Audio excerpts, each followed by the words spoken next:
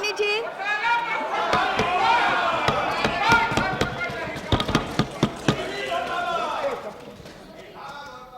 मैं बहुत आभारी हूँ महोदया कि आपने मुझे अभी बोलने का अवसर दिया है।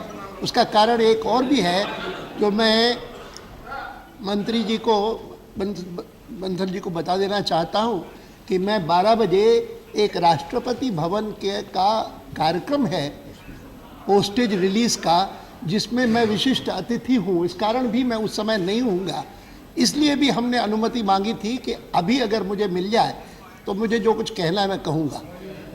आईपीएल के घोटाले की बात तो बहुत हुई, लेकिन मैं ये मानता हूँ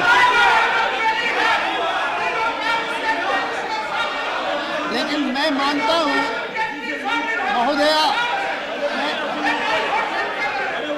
मैं मानता हूँ लालू जी, मैं मानता हूँ कि उसी संदर्भ में एक और समस्या पैदा हुई है जो कि इस देश के लिए बहुत गंभीर है। आखिर तो हम मानते हैं हमारी गंभीर इसलिए आईपीएल है कि कौन इसमें बड़ी लंबी लाइन है, बड़ी लंबी लाइन है। हमारी एक बहुत बड़ी ताकत है, हमारी एक बहुत बड़ी ताकत है लोकतंत्र हमारी बहुत बड़ी ताकत है। महोदया, मैं कभी भूल नहीं सकूंगा कि इस देश में 19 महीने ऐसे बीते कि जिसमें लोकतंत्र सस्पेंडेड था, और सस्पेंड ही नहीं था लेकिन देश के 2 पूर्व प्रधानमंत्री अटल बिहारी वाजपेयी और श्री चंद्रशेखर जी ये जेल के भीतर थे। और उसके बाद मैं प्रधानमंत्री की बात कर रहा हूँ, मैं प्रधानमंत्रियों की बात कर रहा हूँ। आप भी थे, हजारों लाखों लोग थे अध्यक्ष जी। और वो काल ऐसा था कि जब फोन टैपिंग एक बहुत बड़ा अपराध नहीं माना जाता था। ये तो रोज होता है, ऐसी कोई बात नहीं। 10 साल जब पूरे हुए 75 के, तो जून 25 को श्री अटल बिहारी वाजपेयी जी ने एक प्रेस कॉन्फ्रेंस करके कहा कि I have known for a long time that my phone as well as that of my party colleague Advani have been under surveillance, but lately I have gathered that the telephones of many other senior leaders like Chaudhry Charan Singh, Jagjeevan Ram and Chandrasekhar, and journalists like G.K. Reddy, Arun Shourie, Kuldeep Nair and G.S. Chawla also are being regularly tapped. But what has really left me flabbergasted is that the Intelligence Bureau has had the temerity to tap the telephones of the President and the Chief Justice also. All this is not only politically immoral but unconstitutional and illegal also. This is a statement made by Atalji in a press conference on the 25th of June 1995, 10 years after the emergency. And now suddenly we discover Outlook has come out with a full story saying that the telephones of a union minister, telephones of a chief minister, telephones of a Congress office bearer, and the telephones of the CPM leader Prakash Karat, they have also been tapped. Here is this I'm not going to quote the whole thing.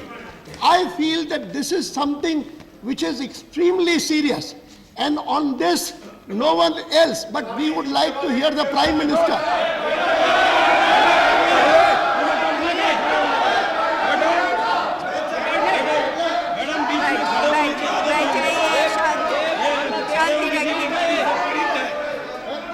This House will not be satisfied until the Prime Minister comes to the House and gives an explanation.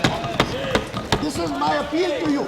And I feel that you also should help the Parliament in insisting upon the authority of Parliament and seeing that the executive, I am not going to quote what the Supreme Court has said. The Supreme Court also has given a judgment in this regard as to what is the authority given by the Indian Telegraph Act to the executive. What can it do and what it cannot do.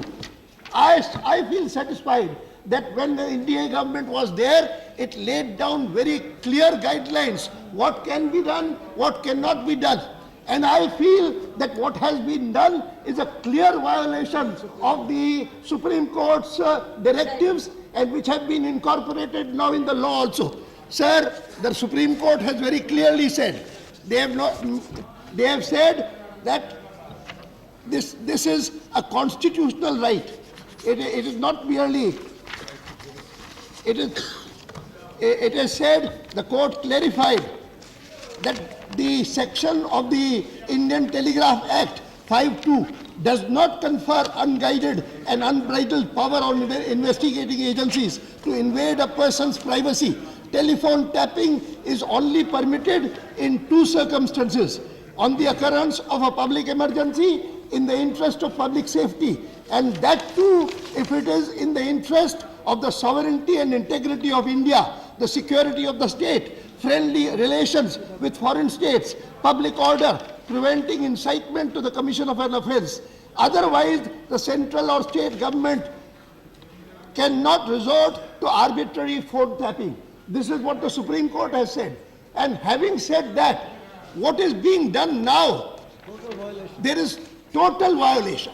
And therefore, nothing short of a clear statement by the Prime Minister that this will not be done. Not only that, I would plead with you, through you with the government, let there be a new law in this regard which completely eliminates the possibility of abuse of the government's executive authority in this regard.